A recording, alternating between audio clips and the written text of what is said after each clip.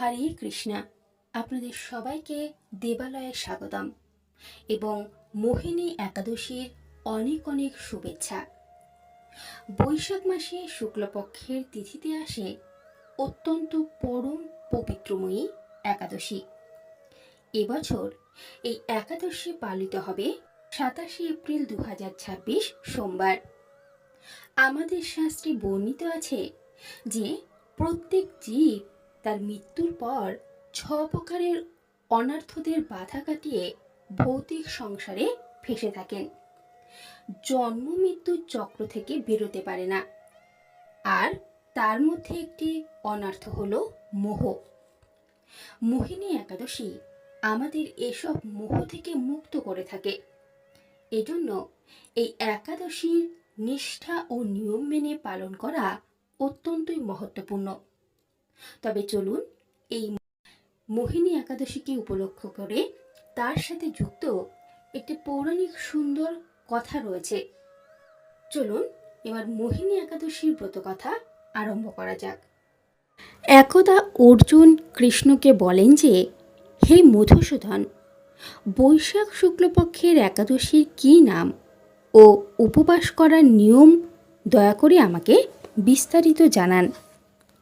শ্রীকৃষ্ণ বলেন, হে অর্জুন, আমি এক পৌরাণিক কাহিনী শোনাচ্ছি। মহর্ষি বশিষ্ঠ এই কাহিনী শ্রীরামকে জানিয়েছিলেন, মন দিয়ে তুমি তা শোনো। একদা শ্রীরাম মহর্ষি বশিষ্ঠকে জিজ্ঞেস করেন যে, হে গুরুশ্রেষ্ঠ, আমি জনক নন্দিনী সীতার বিয়োগে প্রচুর কষ্ট ভোগ করছি। অতএব কিভাবে আমার কষ্ট কমবে? আপনি আমাকে এমন কোনো ব্রত সম্পর্কে জানান যার দ্বারা আমার সমস্ত পাপ ও কষ্ট নষ্ট হয়ে যায়। এর উত্তরে মহর্ষি বশিষ্ঠ জানান যে, হে শ্রীরাম, আপনি উত্তম প্রশ্ন করেছেন। আপনার বুদ্ধি অত্যন্ত কুশাগ্র ও পবিত্র। আপনার নাম স্মরণ মাত্রেই মানুষ পবিত্র হয়ে যায়। লোকহিতে ভালো প্রশ্ন জিজ্ঞেস করেছেন আপনি। আমি আপনাকে একটি একাদশী ব্রতের মাহাত্ম্য শোনাচ্ছি। বৈশাখ মাসের শুক্লপক্ষের একাদশী তিথির নাম মোহিনী একাদশী। এই একাদশীর উপবাস করলে ব্যক্তির সমস্ত পাপ ও কলহ নষ্ট হয়ে যায়।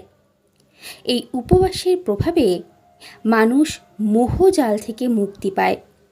অতএব হে রাম, দুঃখী ব্যক্তিরা অবশ্যই এই একাদশীর ব্রত পালন করুন।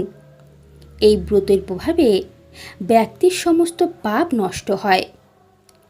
শ্রদ্ধাসহ এর কাহিনী শুনুন। প্রাচীনকালে সরস্বতী নদীর তীরে ভদ্রাবতী নামক এক নগর ছিল। সেই নগরে দ্যুতিমান নামে রাজা রাজত্ব করতেন। সেই নগরে এক বৈশ্য থাকতেন। তিনি ধনধান্যে পূর্ণ ছিলেন। তার নাম ছিল ধনপাল। তিনি ধর্মাত্ম ও নারায়ণ ভক্ত ছিলেন। সেই নগরে একাধিক ভোজনালয়, জলছত্র, কুয়ো, পুকুর, ধর্মশালা, সড়ক, ফলের গাছ লাগিয়েছিলেন তিনি। এই ব্যবসায়ীর 5 পুত্র ছিল। তার জ্যেষ্ঠ পুত্র ছিল পাপী ও দুষ্টু। বেশ্যা ও দুষ্টদের সঙ্গ ছিল তার। এরপর জুয়ায় মত্ত থাকত সে। দেবতা পিতৃ কাউকেই মান্য করত না। বাবার অধিকাংশ অর্থই খারাপ কর্মে ব্যয় করত সে। মদ্যপান, মাংস ভক্ষণ ছিল তার নিত্যকর্ম। অনেক বোঝানো সত্ত্বেও সে যখন সঠিক পথে হাঁটতে পারেনি, তখন দুঃখী হয়ে তার বাবা ও ভাইয়েরা তাকে বাড়ি থেকে বের করে দেয়। বাড়ি থেকে বেরোনোর পর অলংকার ও পোশাক বিক্রি করে সে কোনো রকমের জীবনযাপন শুরু করে।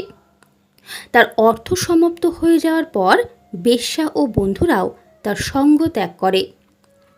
তৃষ্ণায় ও ক্ষুধায় চুরি করার কথা তার চিন্তা জাগে। রাতে চুরি করে নিজের ক্ষুধাবৃত্তি করে সে। একদা তৃষ্ণা ও ক্ষুধায় ব্যাকুল হয়ে সে খাবারের সন্ধানে বেরোয় এবং সে ঘুরতে ঘুরতে কৌটিল্য মুনির আশ্রমে পৌঁছায়। সে সময় বৈশাখ মাস চলছিল। কৌটিল্য মুনি গঙ্গা স্নান করে এসেছিলেন। তার ভেজা বস্ত্র থেকে কিছু জলের ফোঁটা সেই পাপীর ওপর পড়ে, যার জেরে তার শুভ বুদ্ধির উদয় হয়। ঋষির সামনে হাত জোড় করে সে বলে, হে মহাত্মা, আমি জীবনে অনেক পাপ করেছি। দয়া করে আমাকে সেই পাপ থেকে মুক্তি লাভের সাধারণ উপায় জানান, যাতে কোনো অর্থ ব্যয় করতে না হয়। ঋষি বলেন, মন দিয়ে শোনো। বৈশাখ মাসে শুক্লপক্ষের একাদশীর ব্রত করো। এর নাম মোহিনী একাদশী। এর উপবাস করলে তোমার সমস্ত পাপ নষ্ট হবে।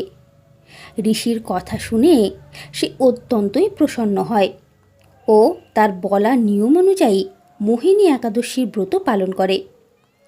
হে শ্রীরাম, এই ব্রতের প্রভাবে তার সমস্ত পাপ নষ্ট হয়ে যায়। অবশেষে সে গরুরের ওপর চড়ে বিষ্ণুলোকে গমন করেন। সংসারে এই ব্রতর চেয়ে উত্তম অপর কোনো ব্রত নেই। এর মাহাত্ম্য শ্রবণ ও পঠন করলে যে পুণ্য প্রাপ্ত হয় তা সহস্র গোদানের পুণ্যের সমান। তাই প্রিয় দর্শক বন্ধুরা, যারা আপনারা এই পবিত্র বৈশাখ মাসে শ্রীহরি বিষ্ণুর উদ্দেশ্যে এই মোহিনী একাদশীর ব্রত রাখছেন, তারা অবশ্যই একবার হলেও এই ব্রত কথা শ্রবণ করবেন এবং নিষ্ঠা সহকারে একাদশীর ব্রতের পালন ও পালন করবেন এবং সারা দিন যাবৎ শ্রীহরি বিষ্ণুর নাম মন্ত্র জপ করবেন। ওম নমঃ ভাগবতে বাসুদেবে নমঃ এই মন্ত্রের জপ করুন, হরিনাম সংকীর্তন করুন এবং দান করুন। এতে আপনার সমস্ত পাপের বিনাশ হবে। ধন্যবাদ।